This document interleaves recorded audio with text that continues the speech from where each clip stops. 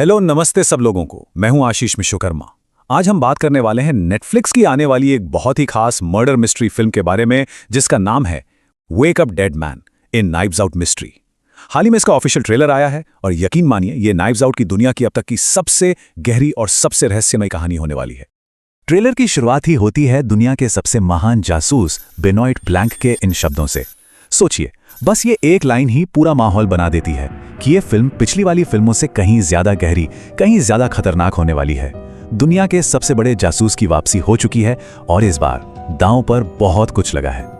तो चलिए सीधा इस केस की गहराइयों में उतरते हैं। ट्रेलर हमें ले जाता है न्यूयॉर्क के एक दूर दराज पुराने गॉथिक चर्च में, एक ऐसी जगह जिसका माहौल ही अपने आप में एक कहानी कह रहा है, एक बहुत ही डरावनी कहानी। कल्पना कीजिए, रंगीन कांच की खिड़कियों से छनकर आती हुई हल्की सी रोशनी, वो लंबे लंबे अंधेरे गलियारे और हर कोने में महसूस होता वो भारी गॉथिक माहौल। ये सब मिलकर एक ऐसा तनाव और सस्पेंस पैदा करते हैं जो सच में रोंगटे खड़े कर देता है। और इसी भयानक माहौल के बीच एक हत्या होती है। पीड़ित हैं मॉन्सिग्न्योर विक्स, जिनका मर्डर चर्च की वेदी पर सबके सामने कर दिया जाता है। ये सिर्फ एक मर्डर नहीं है, ये एक तरह से एक संदेश है, एक अपवित्र काम है जो इस केस को और भी ज्यादा संगीन बना देता है। और सबसे दिलचस्प बात जानते हैं क्या है?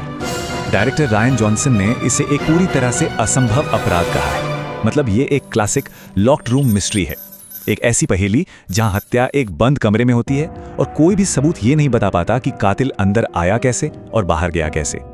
तो ठीक है, जुर्म हो गया, जगह का पता चल गया। अब बारी आती है उन लोगों की जो इस अपराध के इर्द गिर्द हैं, कहानी के असली खिलाड़ी यानी हमारे सस्पेक्ट्स। सबसे पहला शक जाता है जड पर, जिसका किरदार निभा रहे हैं जोश ओकॉनर। हत्या के वक्त वो स्टेज पर अकेला था, लेकिन वो चीख कर कहता है, मैंने ये नहीं किया। और अगर हम नाइव्स आउट की दुनिया को जानते हैं तो पहला सस्पेक्ट कभी भी असली कातिल नहीं होता है ना। और जैसे ही बेनॉइट ब्लैंक जांच की गहराई में उतरते हैं, एक एक करके परतें खुलती हैं और रहस्यों का एक पूरा खजाना सामने आ जाता है। ये हमें ले जाता है एक अमीर परिवार तक, जिसे ट्रेलर में दुष्ट भेड़ियों का झुंड कहा गया है। ये वो लोग हैं जिनके चेहरों पर तो मासूमियत है, लेकिन दिलों में बहुत गहरे राज दबे हुए हैं। और इस परिवार को पर्दे पर कौन जिंदा कर रहा है?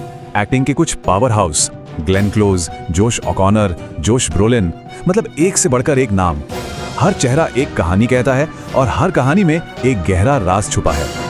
इस परिवार में वो सारी चीजें मौजूद हैं जो एक बेहतरीन मर्डर मिस्ट्री बनाती हैं। पैसा, लालच, सालों से दबे हुए राज, विरासत के लिए लड़ाई और धोखा, ये सब मिलकर एक ऐसा जाल बुनते हैं जिससे निकलना किसी के लिए भी आसान नहीं होने वाला। अब जरा बात करते हैं कि ये कहानी किस तरह से हमारे सामने आती है, क्योंकि इस बार फिल्म का माहौल और उसका टोन पिछले किस्तों से बहुत अलग है। ये सिर्फ एक जासूसी कहानी नहीं, बल्कि उससे कहीं ज्यादा गहरा कुछ है। याद है पिछली नाइव्स आउट फिल्में कैसी थीं? थोड़ी मजेदार, हल्की फुल्की, चटपटी। लेकिन वेक अप डेड मैन हमें एक गॉथिक हॉरर और साइकोलॉजिकल डेप्थ की दुनिया में ले जाती है। मतलब ये एक अंधेरा और पेचीदा सफर होने वाला है।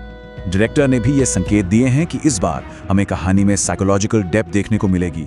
हॉरर जैसा माहौल होगा, परिवार के अंदर की उलझी हुई पॉलिटिक्स होगी और हाँ, एक बहुत बड़ा चौंका देने वाला ट्विस्ट और एक ऐसी साजिश जो सिर्फ एक हत्या से कहीं ज्यादा बड़ी है।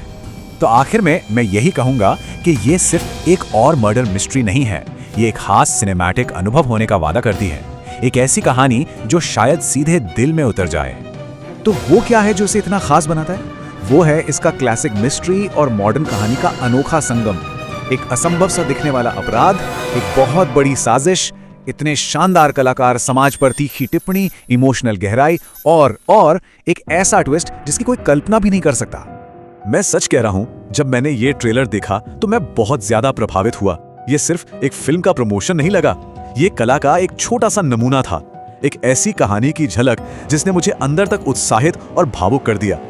अंत में बस यही कहना चाहूंगा कि ये फिल्म अच्छी कहानी और सिनेमा की कला के लिए एक सच्चा सम्मान है।